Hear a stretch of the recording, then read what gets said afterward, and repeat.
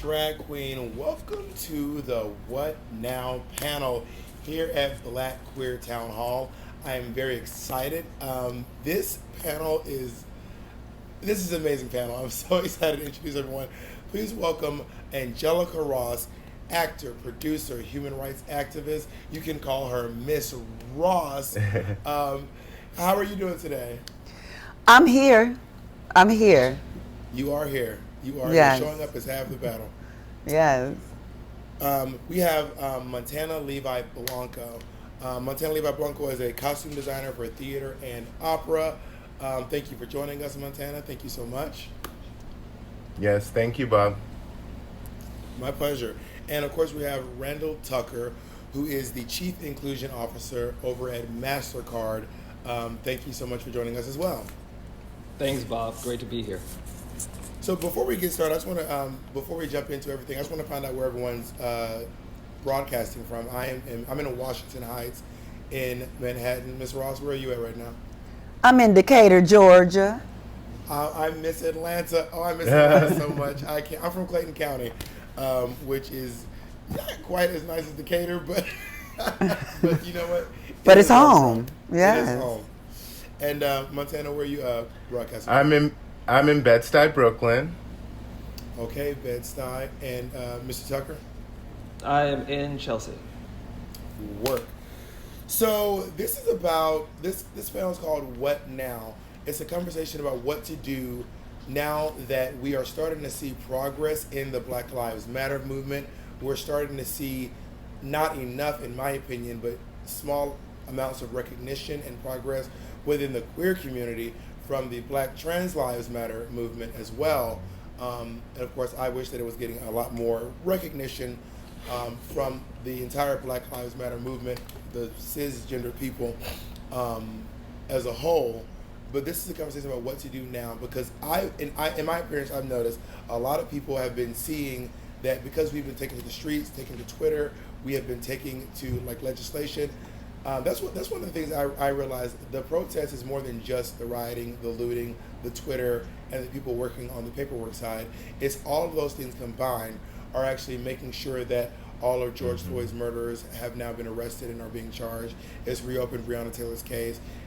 All these things together have gotten Andrew Cuomo to start pushing for the Say Their Name bill. Minneapolis is starting to defund their police, and it's because of the pressure that we are putting on the powers that be. So the question is, what do we do now? I want to talk about burnout. We'll start with Ms. Ross. I want to talk about burnout. There's this idea that a lot of times we overexhaust ourselves. We end up making ourselves way too tired or too invested, some people might say, to continue the movement past this current spike in the movement. I want to hear, Ms. Ross, what are some of your opinions on that matter? Well, burnout is very, very real. Burnout almost got y'all an email this morning instead of me sitting in this chair. To be to keep it 100, keep it 100. But the truth is that I am someone who always shows up, and that having that burden to always show up can be draining. And so it has been very, very important for me to keep this balance because I both believe in to whom much is given, much is expected, but I also believe that I have the privilege of being born in this time. And I think that we all need to sort of wake up to that same reality, not just, because I'm Angelica Ross on TV, but because you are breathing and watching this and being witness to what's going on right now. You are meant to respond to this time. You're meant to respond in the very unique ways that you're able to respond. And so in doing so, for me to not burn out, I basically realize that there are young people out there. There are so many people out there that we can hand the baton to while you're sleeping. So I just have to prioritize that rest, prioritize my spiritual practice, prioritize eating and spending time with friends, laughing, Black joy, prioritize Black joy as much as we are prioritizing, because that is what liberation is Black joy, period. That's true. And I'm glad that you mentioned something as simple as eating. I the past 2 days we've been working so hard at getting this Black Queer Town Hall together that it would be like midnight, and I would look up and be like, I've literally had one sandwich in the morning. I have not eaten all day. And it is little things like that that start to affect you. You have to take care of yourself. Yes. Randall, what are you doing to combat burnout? You know what? For me, I mean, it's something that you've seen in the media for 2 weeks now. But I've been in the inclusion space for almost 20 years and have seen and had to deal with things that affected my own community, as well as communities around the world. That I would be dealing with issues in Asia or in the Middle East. So for me, it's something top of mind all the time. In addition to what Ms. Ross said, what I think that it kind of keeps me sane and stable has been around turning the television off. So I can't just take in all of the media. So we know there's a pandemic. We know there are protests out there. But if you consume it on a daily basis, hourly by hour, you become that. And so it gives a lot of angst and worry within your own soul. The other piece is that I like to work out. And so you can't box, you can't lift weights and be thinking about anything else but doing that. And so that's been something that's really sustained me. But I think from a business leader perspective, we understand that our employees at MasterCard are our greatest asset because we couldn't do what we do without them. And so with this global pandemic, with all of the backdrop of a global movement that sparked in the Black community, what we've said is that on Juneteenth is your day off. We want to make sure that you're able to hit the reset button, you get your life together, you do whatever you need to do to reflect on the things that will say, here we are today and here's where we're going to go in the future. But we wanted to make sure that we paused as an organization to say there's a very specific time. A lot of people are hurting, a lot of people have pain, and we want to make sure that we do the right thing by giving them the rest and the relaxation that they need in order to fight another day. And Montana, I want to talk to you about something that that Randall just talked on, which is something that occurred to me. I want to know how you're dealing with it. The idea of not consuming everything, because it really can. I had some white friends over my apartment the other day, and I got some really upsetting information on Twitter, and I had to excuse myself from the room because a big part of what was affecting me and actually upsetting me was the fact that they were not affected as heavily as I was affected. Yes. And seeing my white counterparts being able to, quite frankly, watch Star Wars while I was literally crying. I'm crying so hard because of how bad this has affected me. And then there comes a point I was like, do I need to turn it off? Do I need to watch everything? But then I feel bad about not getting everything, or if I'm missing some information, or if I hear people talk about something, someone goes, this bill passed, and I'm like, wait, what bill? I missed the bill. Yes. How are you dealing with that, Montana? I think that this moment has been one in which I've really had to develop boundaries to protect my psychological space, right? So we are in this moment where we need each other, we need community, we need togetherness, but we also need time away, right, from all of this, all of the noise. I don't have a TV, but I do have a phone, and I have found that it is it's just been helpful to set almost hours for myself. The news will be there. And true. So it's just kind of been this process of really honoring those boundaries. I want to talk a little bit about burnout, because something that Ms. Ross just said, which is so true. Too much is given, much is expected, which is something that we hear from our parents. I don't know if I'm sure it goes maybe outside the Black community, but I know growing up as a Black Southerner, I heard that a lot.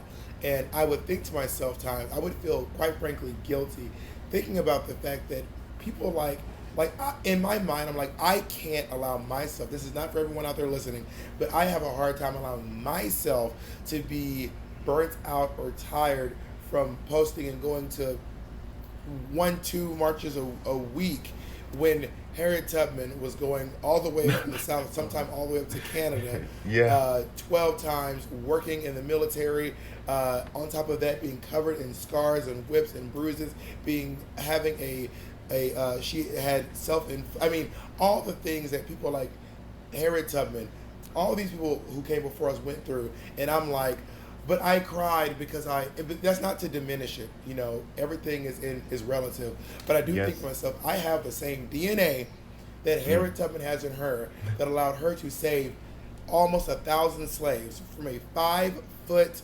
slave. Then I can do this as I have what it takes to do it for myself. So part of my self-care is taking care of like where I've been and the people who have been there before me. I want to talk a little bit about visiting the movement. This is because everyone's Black Lives Matter. Everyone's posting it. Twitter and Instagram have never been this black. Long as I've been a part of it, it ain't never been this black ever. So I want to talk, Ms. Ross, a little bit about the idea of people who step into the movement and then are going back to posting like shirtless Fire Island, selfies. How do you feel about, like, are you witnessing any of that? I see a lot of that, and I think there's a spectrum of that behavior going on. And what I want to speak to the most egregious of that behavior, and that is what is seen in, let's say, the Black Lives Matter movement, where you have the founders, the co-founders of Black Lives Matter movement being 2 black women, one being queer black women. But as we get to the rallies and we get into these spaces, women and queer people have been pushed aside and decentralized. And what happens is you have these folks who mix with their male ego and cameras and all kind of other things. You have folks who are building brands and all kind of things off of a movement and coming in and out of the movement doing fundraisers and not giving credit to the people who are consistently on the ground doing the work. So there's where the most egregious. Other things where people who are celebrity influencers who are using their platforms to jump in the movement for a second and show that they were at a protest or do something, great on them. Dive in whenever you can, but those who are sort of trying to build an image or almost, it basically shows that you're not really committed to it when you're just coming in and out. You just want to look or appear or do what they would call virtue signaling, that I'm one of the good ones. Well, that is something. So one of the big reasons why we were doing this Black Queer Town Hall, me and Peppermint, one of my best friends, and if you're watching this, you already know who Peppermint is. We were discussing how we have been getting a lot of calls because we are 2 of the most famous drag queens in the world, and we're black and we're queer. So with the fact that Black Lives Matter overlapping with June, which is Pride Month, yes, God, a lot of people being like, "Could you please lend your black God for free to thing to absolve our white company of being associated with the All Lives Matter movement? So if you could just send us a number, you want me to do a number, something I should be getting paid for you for free, so that people can know that your company is not with the All Lives Matter or the Proud Boys or 45. Like, so, I mean, that has been, I had to really set boundaries. Since we're talking about that, Montana. But that's still besides the point in the simple fact that they're asking for free labor from black people. Yes. So are we going back to slavery? Is that what you're asking us to do? I mean, real talk. One of the best quotes I've ever seen was, "Black folks have been called lazy ever since we stopped working for free." Like ever since we have been emancipated and said we are not working for free, we have been called lazy ever since then. Now, Randall, you work in the corporate space. Yep. You are a queer black man in the corporate space, which is probably littered with white faces. How has your experience been working in the corporate space as a black queer? Yeah, you know what? Well, first of all, I don't think you should do anything for free. So let's just clear that up. So whenever an organization reaches out to you, there is nothing for free. We don't have any line items that has 0 beside it. So you might want to make sure that you get your check just like everybody else does. Absolutely. So the piece for me for being black and gay and queer and in a biracial relationship. So it is kind of interesting that you had brought up the white guy that was in the room that you were or the white friends that you had.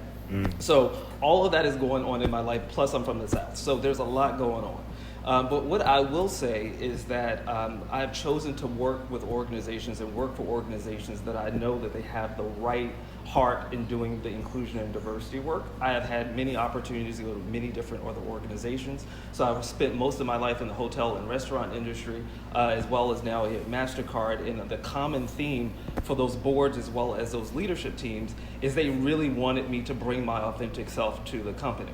And so whether that be showing up with my earrings on, whether that be showing up with my white husband, whether that be showing up and saying and speaking to a system that typically does not have my face attached to it, and actually valuing that perspective, that's why I'm really excited to work for the company MasterCard now and all the other companies that I've worked with. But I think you have to set out earlier on in your career, what are the non-negotiables? What will I not deal with? And you need to figure out if they've crossed the line, you always have another option.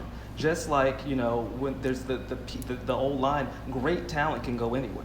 And so that's something that we always, as African American, queer, black, whatever you have it, don't sell yourself short.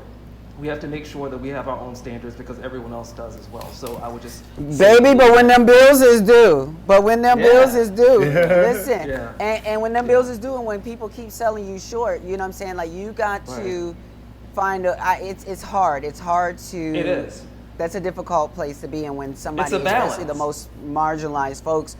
I think about Chicago, and I think about the drag bars in Chicago, and being a doing black performances in a gay neighborhood lined with rainbows. But if you're too black, if you do black music, you can't really do well there. And so, but there's excellent queens that are come out of there. So, someone like Shea Coulee, who is just her type of creativity comes from so many different places. But guess what? There's a lot of Shea Coulees out there that are doing drag that are putting together safety pins and Aldi bags for costumes.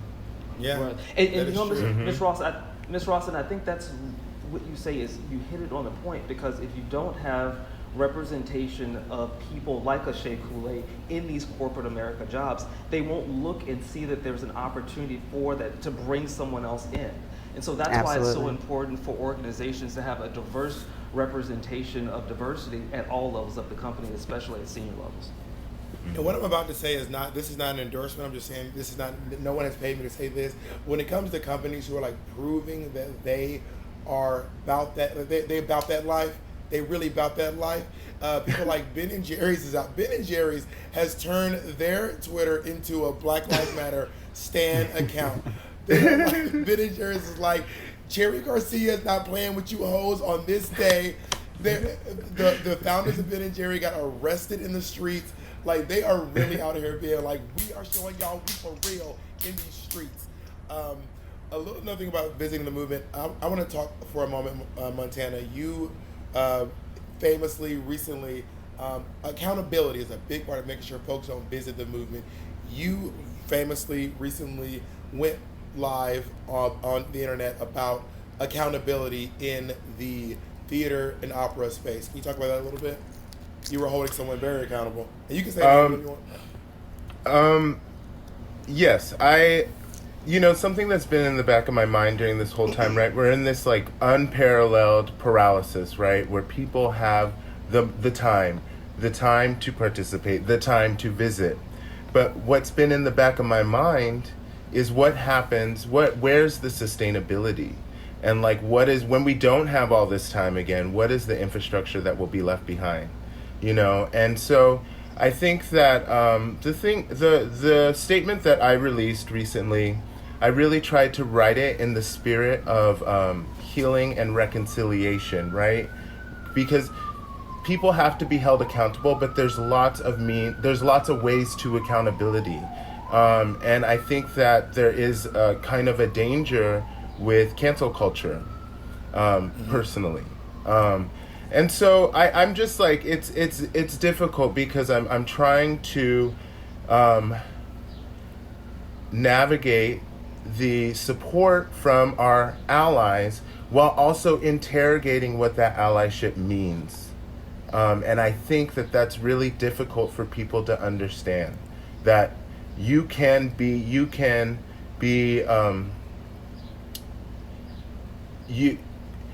you can have sorry, you can have Okay. you can have done a lot for communities of color and still have tripped and still have failed. But there's learning in failure, right? And I think that, like, the point is that we want a better, more sustainable world, and so we have to tell our stories. But I think we also have to understand, in telling these stories, we must honor togetherness. I want to ask you about this too. So, full disclosure, Montana and I met working on Angels in America. I was an actor in Angels in America at the Berkeley Repertory Theater in Berkeley, California, and Montana was the costume designer. I want to talk to you, Montana, about the kind of jobs we get as Black queer people. So, you worked on before the show you did, the Octoroon. Before Yeah. you worked on Angels in America, so it seems like a lot of times we as Black queer people or Black people in general, we get these jobs that are specifically for Black folks. Like Sure. to get a job on a show that maybe isn't necessarily about Black people, but we can still use our Black talents. For example, we are working in inclusion, we are working on Pose, we are on RuPaul's Drag Race, we are blah blah blah. Like a lot of the Black things.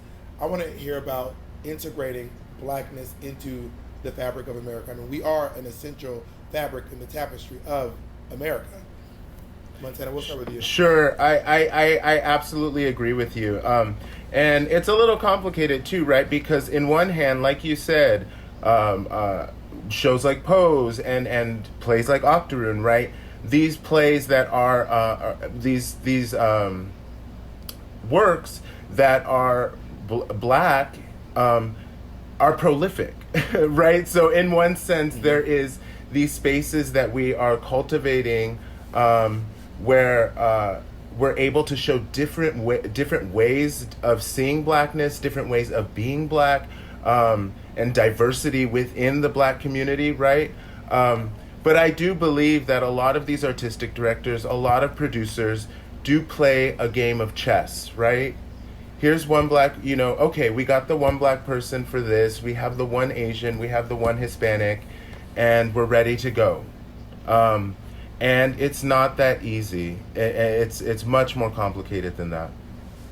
Ms. Ross, how do you work in terms of accountability for allies to the Black queer movement and also holding people within the Black queers themselves accountable as well? Well, I think it's so layered, and some of the layers is like, I think that folks who have been, speaking to what, I'm sorry, I forgot your, Montana. Montana, and the reason why is because I'm thinking, okay, yeah, so Montana from our AHS too, but like going on what you were saying about the cancel culture, I feel like a lot of folks have this aversion to accountability and have like kind of coined that cancel culture, when the reality is I don't think anybody gets canceled. Kevin Hart still gets a Netflix special, Dave Chappelle still gets a everybody, they just keep doing what they're doing.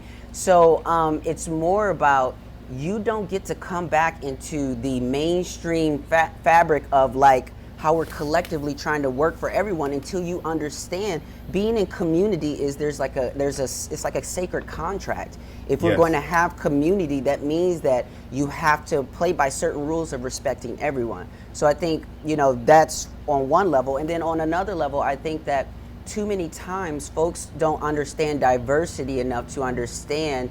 I learned a term called multiplicity and oneness from a bisexual Black Buddhist named Zenju.